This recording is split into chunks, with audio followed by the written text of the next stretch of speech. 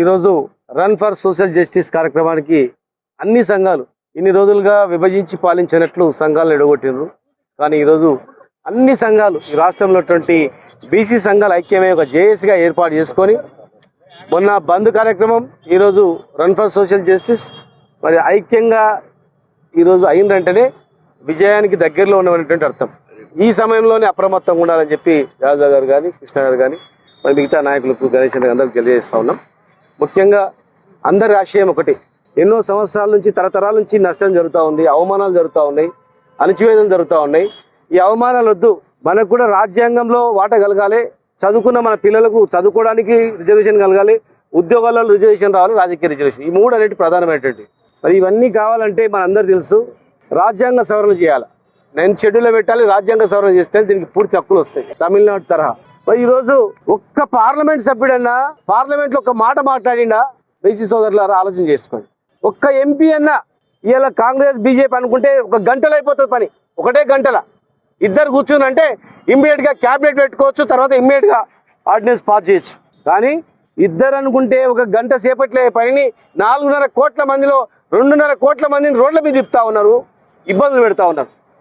మరి మీరు ఇన్ని ఉద్యమాలు చేసినా రెండు ప్రధానంగా 240 సీట్లు రాహుల్ గాంధీ గారు చాలా సంతోషం. ఎన్నో సంవత్సరాల తర్వాత నోటి నుంచి ఆశయం నెరవేర్చాలి బీసీలు అని చెప్పి ఒక మాట వచ్చింది. మరి దానికి కట్టుబడి ఉండాలంటే రాష్ట్రంలో ఉన్నటువంటి ఎంపీలు ఏం చేయాలి? మౌనంగా ఉంటే అవుతుందా? ఢిల్లీలో ధర్నాలు చేయాలా, ప్రధానమంత్రిని కలవాలా, రాష్ట్రపతిని కలవాలా, అవసరం అనుకుంటే అక్కడ ఎంపీలందరూ అమరుని సాధించ చేయాలా. మరి బీజేపీ ఎంపీలు కూడా, మరి మీరు కూడా ఎవరైతే బీసీలకు న్యాయం చేస్తారో వాళ్లకు ప్రజలు వెన్నంటి ఉంటారు ఖచ్చితంగా కూడా. ఇది దేశవ్యాప్తంగా 80 కోట్ల జనాభా ఉన్నటువంటి ఈ జనాభాకు ఎన్ని అవమానాలు ఉన్నాయి దేశంలో, ఎన్ని అసమానతలు ఉన్నాయి ఈ దేశంలో, ఎన్ని ఇబ్బందులు ఉన్నాయి రాష్ట్రంలో. చూడండి, స్వతంత్రంగా ఎదిగినటువంటి వాళ్ళకు కూడా అడుగడుగున అవమానాలే తప్ప ఏది లేదు. రాజ్యాంగంలో నిన్న ఒక వ్యక్తి అన్నాడు, రవంత రాజకీయం ఉంటేనే బాగుపడతారని, అధికారం ఉంటేనే. రవంత రాజకీయం ఉండాలా, కోట్లు ఉంటే కాదని. ఎంత మనసులకైనా సరే ఈరోజు టాటా అంబానీ గాడు ఇంకెవరెవరో తిరుపతికి వచ్చినా ఒక ఎంపీ వస్తాడు, ఒక ముఖ్యమంత్రి వస్తాడు, పక్కన జరిపేస్తాడు. అంటే పైసలకు లేదు విలువ. విలువ అనేది రాజ్యాధికారంలో ఉంది విలువ. కనుక ఈరోజు రాష్ట్ర ప్రభుత్వానికి కేంద్ర ప్రభుత్వానికి తెలియజేస్తా ఉన్నాం, బీసీలను మోసం చేయకండి, దయచేసి తడిగుడ్డ పెట్టి కోయకండి. దయచేసి మీరు ఒక అడుగేసిండ్రు, ఇంకో అడుగేస్తే ఎవరు చేస్తే వాళ్ళకే, ఎవరు గోల్ కొడితే వాళ్ళ మీద ప్రజలు ఉంటారు. దయచేసి మోసం చేయకుండా పార్లమెంట్లో బిల్లు పెట్టేటట్లు ప్లాన్ చేయండి. మేమందరం ఏ త్యాగాలకైనా సిద్ధం, అందరం కూడా ఇక్కడ ఉన్న వాళ్ళందరం కూడా. సర్పంచ్ ఎలక్షన్స్ పెడితే మనకు సెంట్రల్ గవర్నమెంట్ నిధులు వస్తాయని చెప్పి ఏదో ఒక సాకు చెప్పి ఎలక్షన్లో పోవాలని చూస్తున్నారు. ఒక పెద్ద మనిషి కూడా చెప్పిండు, ముందు సర్పంచ్లు పెట్టాలి, తర్వాత ఎంపీటీసీలు పెట్టాలి, జెడ్పీటీసీలు పెట్టాలి, మున్సిపాలిటీ పెట్టాలని అంచెలంచెలుగా. అంటే ఒక జూబ్లీస్ ఎలక్షన్ చూసుకొని ఇక వేవ్ బాగుంది, రాష్ట్రం మొత్తం కూడా పెడితే అయిపోతుందని అనుకుంటున్నారు. అది వేరు, ఇది వేరు.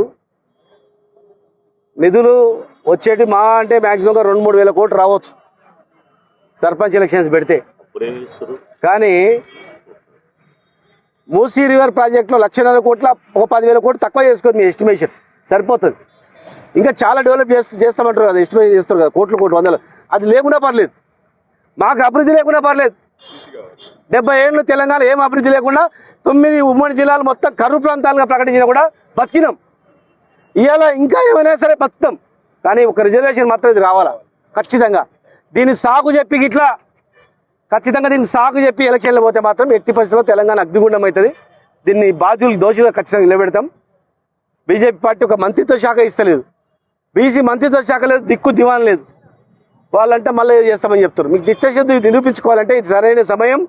మీరు బిల్లు పాస్ చేయండి, వీళ్ళు అక్కడ కొట్లాడండి. ఆఫ్టర్ 42% చట్ట సవరణ చేసిన తర్వాతనే ఏ ఎలక్షన్ అయినా తెలంగాణలో పోవాలి. ఏ ఎలక్షన్ పోయినా కానీ ఖచ్చితంగా బీసీలంతా ఐక్యమై మిమ్మల్ని ఎవరు ముందుకు చేస్తే వెంటాడతారు. మేము ఖచ్చితంగా పార్లమెంట్లో కొట్లాడడానికి మా పార్టీ తరఫున మా ఎంపీలు ఉన్నారు, రాజ్యసభలో కొట్లాడతారు.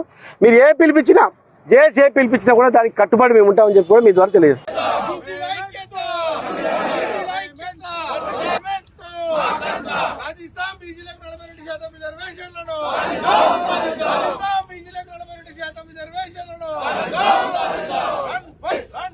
Justice.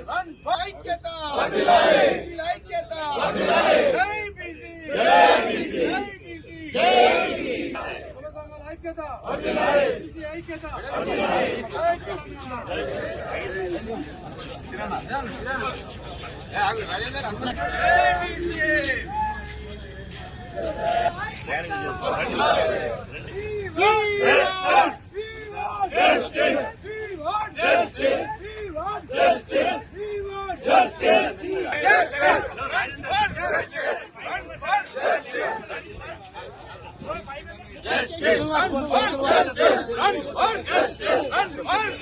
బీసీ ఐక్యత ఐక్యత